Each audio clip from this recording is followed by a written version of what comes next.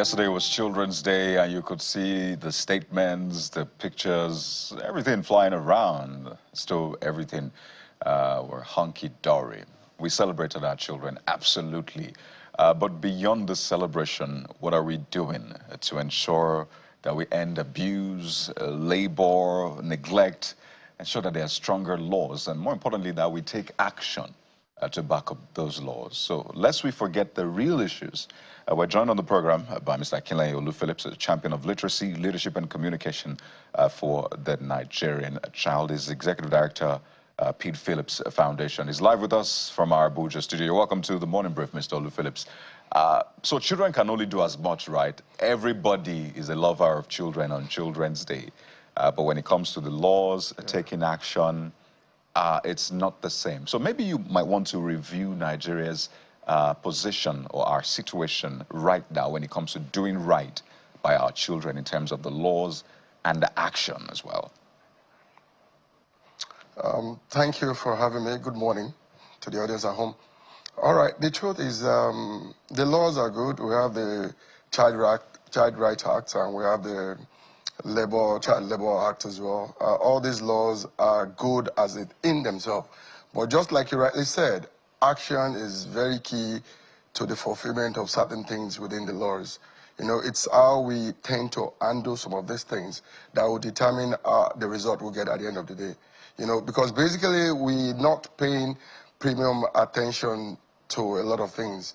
And we should start looking at how nations evolve, how nations develop, and then we can then see that our children are a key part to our evolution as a nation. Because when we neglect the future, we're obviously telling ourselves that we're not taking ourselves serious. Because we keep looking at the economic factor. There are a lot of issues we talk about. We talk about poverty being one of the major challenges in raising the next generation right, or doing the right things. And this is what leads, most parents will tell you that they don't have money, that's why they don't send their children to school. They don't have, it's poverty that makes them not do certain things. However, the actions to getting this thing right is what we should focus on. And which comes to education, educating the parents themselves. What are the rules and what should we do to ensure that people understand the dynamics of what they are doing, as in the children labor, putting them to work at an early age, not getting them the right literacy level, not putting them in schools. We should, I think government should come to a place where we need to educate the citizens to know exactly the danger inherent in horse, not doing the right things by the children. So, speak to us then about what we must do beyond just the conversations. As I said earlier on, the statements were put out. Everybody is a lover of children. Education on the one hand. The states, local states and federal governments have their responsibilities. The parents also have their responsibilities to children, and they'll tell you that you can tell a lot about a country by the way it treats its elderly and its children. So is this something that needs more legislation? Is it something that needs more, introspection as a nation to ask, what do we want to make of these children? Is this something that needs more funding? What exactly are our needs first, so we can begin to identify and say, okay, this is what we need to do? First and foremost, it's a social issue. So more introspection is what we really need. We can't legislate a lot of things. We can only put laws in place just to guide. However, whatever it is we are doing must have a human face. We must first know that these things are not right. A parent that does not know that not educating his or his children is a bad thing may not see the importance of it. You understand? So if government is going, it's not just, because most times when we look at these issues, we tend to put them at the corridor of just government. Everything, when we have issues in our nation, government this, government that. However, government will take the lead, first and foremost, in training, educating, informing the populace to knowing the right thing. If we're going to look at, take an example, for example, we all see China today as a superpower. But we need to go back to how China evolved into what it is today. When Chairman Mao came, and he kept harping on literacy, increasing the literacy level, building the literacy level in the country, bringing about the sovereignty of the nation, and then giving people ownership of the land itself. By the time he was leaving, it looks like he didn't quite succeed in governance. However, today we can see the result of that literacy level that he championed. So in the first place, when government takes leadership in this, then the mass media, like we have right now, to ensure that proper education process takes place to the parents. Because the truth is this, the economy has a strong role it plays when people are poor. Like I said, the reason why I said we should look at China is when Chairman Mao was doing this, the country was extremely poor. You understand? So when you look at the situation we have on ground right now in Nigeria, it's almost look like the same. So poverty level is so high, and then everybody has an excuse why we don't pay attention to the children. So we need to make this thing have a human face by ensuring that we let the people, the generator of our nation knows that, look, if we don't do right, we will not get it right and will not go anywhere as a nation. We will still remain poor, we will still remain beggarly, until we start letting that everybody knows that all hands must be on deck. Meaning that when government, naturally we have all the laws in place already, you know. So saying that, okay, law or putting laws to, like, making sure that we punish things and all that. For me, it's not all about punishment or what the law will bring to bear on people that violate the law.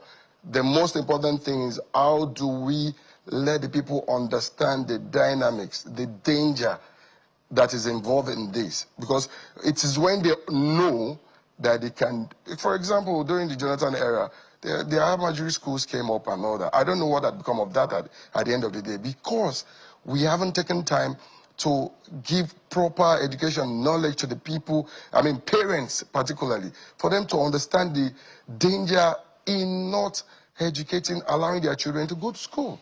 You understand? If you look at the ratio right now, it's almost about 26% that we are having as child literacy. That's quite very low. Between ages 7 and 14, a lot of children are out there selling, and you know the worst part is now most young people end up as house help because they want to help the family as well. But on the other hand, if the education is proper, even you, even you that wants to hire that child will know that you're doing the wrong thing, because we need to let people understand this. We need to make them feel that it's very, very dangerous if we don't do the right thing by these children. Mr. Phillips, I want you to add to some of the things you've said, and my question will revolve around signals. The reason you go to the UK and you and I go to anywhere in the global north and we compose ourselves, whether it's traffic law or behavior around the opposite gender and all of that, is because the signals are quite clear. When it comes to the safety and protection of a child in Nigeria, do you think that by the management of it, we've sent the right signals to the society to say these children need as much protection as possible and there'll be consequence for not doing just that? We've not sent the right signal. And that was what I was saying when I said, look, we need to educate the people more. The signals comes through education. We put all the processes in place to ensure that people knows exactly the danger in this. And I think that's where government comes in now, because they will take the lead in that to ensure that the proper signals are put in place so that people knows what to do. So that when you are not educating the child, when you're abusing the child, you know that, okay, again, I talked about the Child Rights Act and the Labor Act. You'll be amazed that a lot of people don't even know it exists. So it's part of the education process. When we let people see the laws in place, and when you violate the law, the consequences of the violation of the law. You know, so it's all boils down to the mass, which is one of the things you're doing with this kind of conversation that is taking place on your platform today.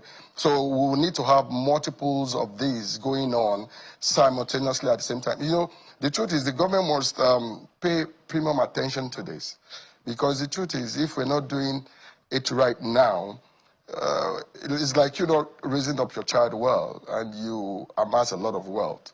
at the end of the day, the wealth will become nothing if you raise a child that is not properly tutored on how to manage it at the end of the day. So the signals are not in place. They're not even, there are none at all at the moment. Non-existence. It's just maybe we have a lot of non-governmentals that are doing their own level best to add value to the society through what they are doing, through their initiatives and all that.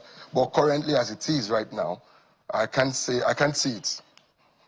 Should we begin to have a conversation around population? And this is a very touchy subject, understandably so, but there are questions around the role of parents as well. You hear 10 million out of school children in Nigeria, majority of them in northern Nigeria. You will hear about children who have never stepped foot in school. A lot of them are dropouts as a result of the economic condition of their parents, right? So you have a lot of children that are brought into this world, but they're not given the very best. Not because of their faults, clearly, but because the parent has a lot of children, some of them 5, and they're staying in a dinghy. So do we begin to have that conversation, really? Because I think it's a very important one that we maybe overlook for various reasons, either religious, ethnic, or all of that. Is that a conversation we should start having as well? Yeah, it's a conversation we must start. We need to. It's very, very urgent as it were right now. However, let's take a look back into the western part of the country. You'll see that many people say, oh, the Yoruba-speaking part of the country, they are very educated. It didn't just happen. We were like, together, all of us were like this before the advent in the 60s when the Action Group and by extension the UPN came up with a policy of education. That's when you start having the Jack-on-day schools. And so everybody had to ensure that their children goes to school. The education at that point to parents is such that you'll be doing the wrong thing, and they've been able to see the power of education. They've seen what it does, and everybody start looking up to that. So that's why I think also the other parts of the country must start seeing that and ensuring that, see, for example, the parent you just mentioned, what you don't know, you can't do anything about.